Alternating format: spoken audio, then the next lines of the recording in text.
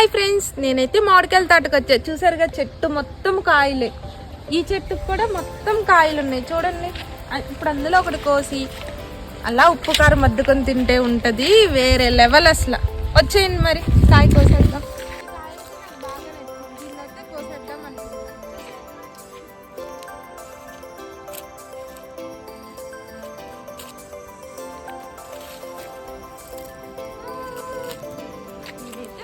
కోసేసాను. దీన్ని ఇప్పుడు మనం ఉప్పు కారం అన్నీ వేసుకొని తినేద్దాం. ఫ్రెండ్స్, ఇక్కడైతే జీడిపప్పు చెట్టు కనిపించింది. దానికి కొన్ని జీడికాయలు అయితే ఉన్నాయి. అవైతే మనం కోసేసుకుందాం.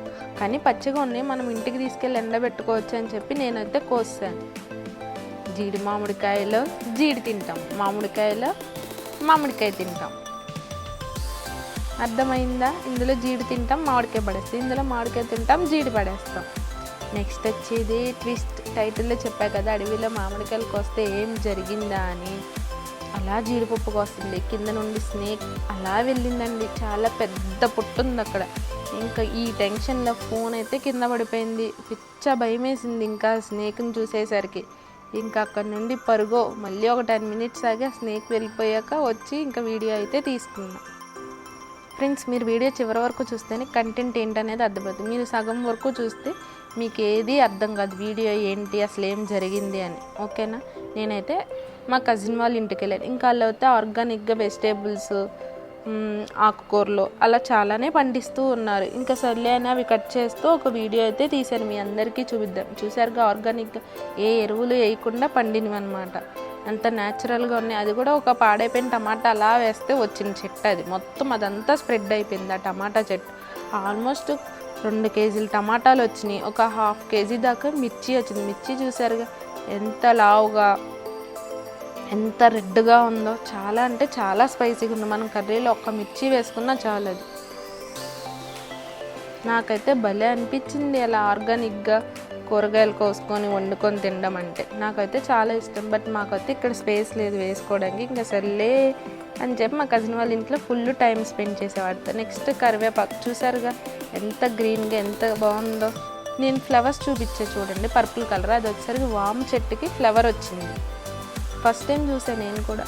పాలకూర చూసారా ఎంత ఫ్రెష్గా ఎంత బాగుందో. బట్ ఏదో పురుగు పట్టి మొత్తం ఆకులన్నీ తినేసింది. ఇంకా ఫ్రెష్గా ఉన్న ఆకులు ఒక 4-5 కోసాను. వాళ్ళు జ్యూస్ తాగుతారు, పాలకూర జ్యూస్.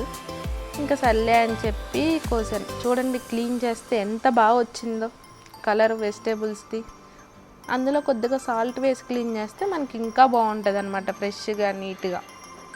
అందుకే మీరు అబ్జర్వ్ చేశారో లేదు, నేను కూరగాయలు కోసేటప్పుడు స్టార్టింగ్ గిన్నెలో కొద్దిగా సాల్ట్ వేసుకొని కూరగాయలు అనేవి కోసాక ఇంక అందులో వాటర్ యాడ్ చేసుకొని నీట్గా క్లీన్ చేసుకున్నా. ఇందాక అడవిలో కోసిన మ్యాంగోని అలా స్లైసెస్ కింద కట్ చేసుకొని అలా ఉప్పు కారం జల్లుకొని తింటూ ఉంటుంది. ఆ టేస్ట్ ఇంకా దేనికి రాదు. పిజ్జా, బర్గర్లు అవన్నీ కూడా వేస్ట్ అసలు. నాకైతే ఇలా రా మ్యాంగో అంటే చాలా చాలా ఇష్టం. చిన్నప్పుడు స్కూల్ డేస్ గుర్తొస్తూ ఉంటాయి. లాస్ట్ బెంచ్లో కూర్చొని హాఫ్ డే స్కూల్స్ అప్పుడు అలా మ్యాంగో కట్ చేసుకుని ఉప్పు కారం వేసుకుని అలా తింటుంటే ఆ మెమరీస్ అన్నీ గుర్తొస్తూ ఉంటాయి. అందుకే నేను ఎక్కువ కర్రీస్లో కూడా మ్యాంగో సీజన్ వచ్చినప్పుడు mango chicken, mango fish, mango mutton, mango rice, mango పప్పు ఇలా అన్నీ మ్యాంగోతోనే చేస్తా. చింతపండు కన్నా మ్యాంగో తింటే చాలా హెల్దీ. అందుకనే నేను ఎక్కువ మ్యాంగో యూస్ చేస్తాను. ఇలా ఎంతమందికి ఇలా మామిడికాయ ఉప్పు కారం జల్లుకొని తినడం ఇష్టమో కామెంట్ చేయండి. ఎవరైనా నా వీడియో కొత్తగా చూసేవాళ్ళు ఉంటే సబ్స్క్రైబ్ చేసుకుని మరికొన్ని కొత్త వీడియోస్ అయితే మీకు వస్తాయి. బాయ్ ఫ్రెండ్స్, నెక్స్ట్ వీడియోలో కలుద్దాం.